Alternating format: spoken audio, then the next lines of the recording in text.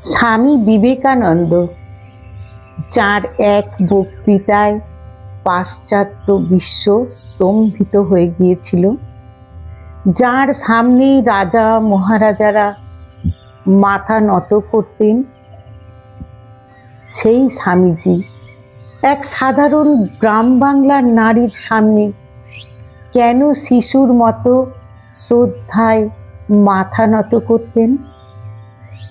কেন তিনি বলেছিলেন মা ঠাকুরানী কি বস্তু এখনো কেউ বুঝতে পারেনি?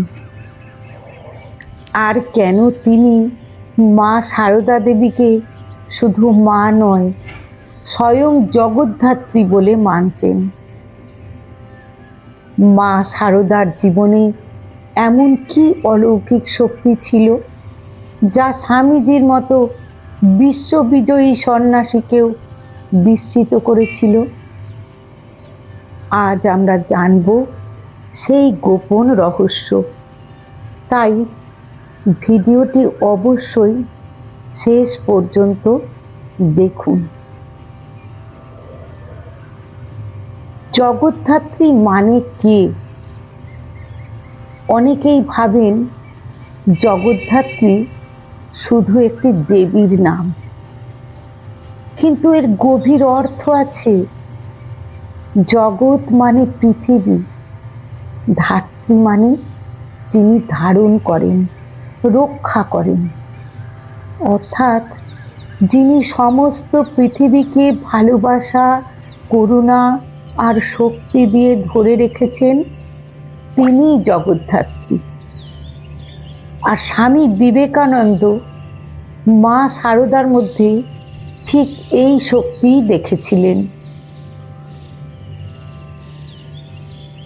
মা সারদা মায়ের যে শক্তি, সেটি ছিল নীরব শক্তি। ঠাকুর রামকৃষ্ণ পরমহংসদেব যখন সমাধি নিলেন, সবাই যেন দিশেহারা হয়ে পড়ল। শিষ্যদের মনে ভয়, এখন কি হবে? এই আন্দোলন কি শেষ হয়ে যাবে? তখন সামনে এলেন এক শান্ত, সাধারণ গ্রাম বাংলার নারী, মা সারদা দেবী। না ছিল রাজকীয় পোশাক, না ছিল কোনো বড় বক্তৃতা, কিন্তু ছিল অসীম ধৈর্য, অসীম মমতা আর এক অদ্ভুত শক্তি।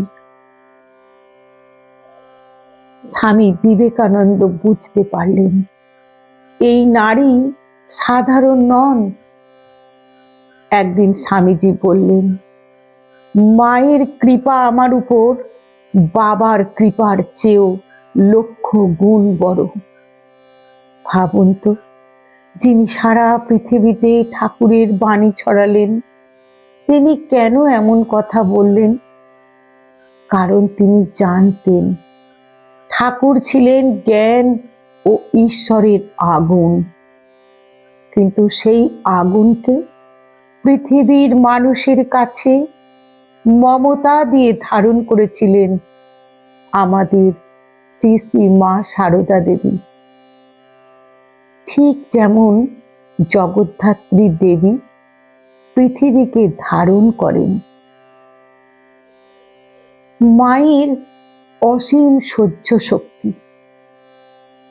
মা সারদার জীবনে কত অপমান, কত কষ্ট এসেছে, কিন্তু একদিনও কাউকে দোষ দেননি। একবার একজন নারী মাকে কটু কথা বলেছিলেন, চারপাশের মানুষ রেগে গেলেন, কিন্তু মা মৃদু হেসে বললেন, মানুষ তো ভুল করবেই, সবাইকে ভালোবাসতে শেখো। এই যে ক্ষমা, এই যে অসীম সহ্য শক্তি, এটাই তো জগদ্ধাত্রীর লক্ষণ। স্বামীজির যখন ভয়ঙ্কর দুঃসময়, আমেরিকা যাওয়ার আগে স্বামী বিবেকানন্দের জীবনে ভীষণ সংকট এসেছিল।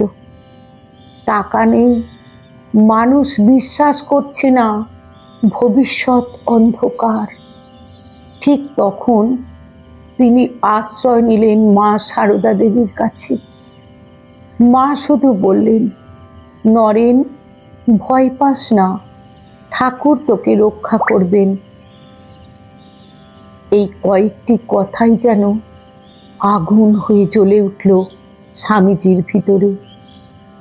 এরপর ইতিহাস সৃষ্টি হলো। কিন্তু সবচেয়ে আশ্চর্যের কথা কি জানেন?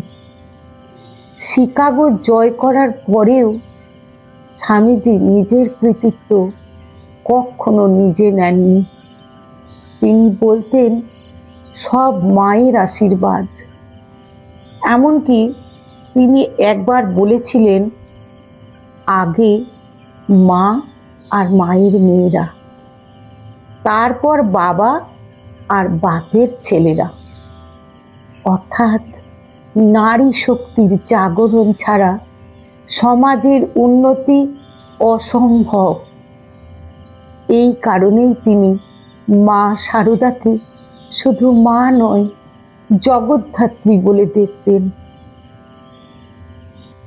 বন্ধুরা, জগদ্ধাত্রী মানে শুধু অলৌকিক শক্তি নয়, যে মা সন্তানকে ভেঙে পড়তে দেন না, যে মানুষ সবাইকে বুকে জায়গা দেয়, যে কষ্টের মধ্যেও হাসতে পারে, সেই শক্তি জগদ্ধাত্রী শক্তি।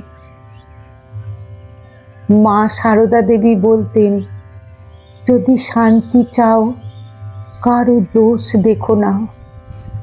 এই একটি বাক্যের মধ্যে লুকিয়ে আছে পুরো পৃথিবী বদলে দেওয়ার শক্তি। একজন নারী যিনি নিজে কষ্টে থেকেও পৃথিবীর সবাইকে সন্তান মনে করেছেন।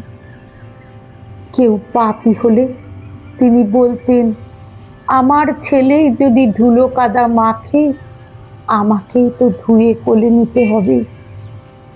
এই ভালোবাসা কি সাধারণ? না, এটাই জগদ্ধাত্রীর ভালোবাসা। আর তাই স্বামী বিবেকানন্দ তার মধ্যে দেবীকে দেখেছিলেন। আজ আমাদের সমাজে কেন এত অশান্তি? কারণ আমরা শক্তিকে ভুল বুঝেছি।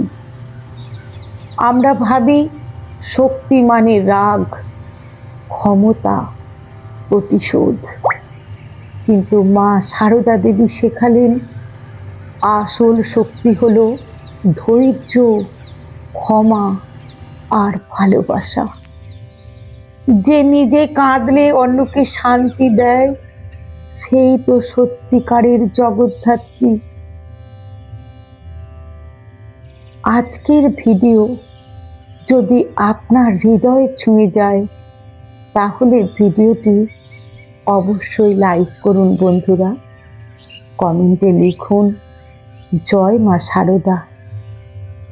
আর এমন আধ্যাত্মিক ও হৃদয়স্পর্শী ভিডিও পেতে চ্যানেলটি সাবস্ক্রাইব করে পাশে থাকা বেল আইকনটি চাপতে ভুলবেন না।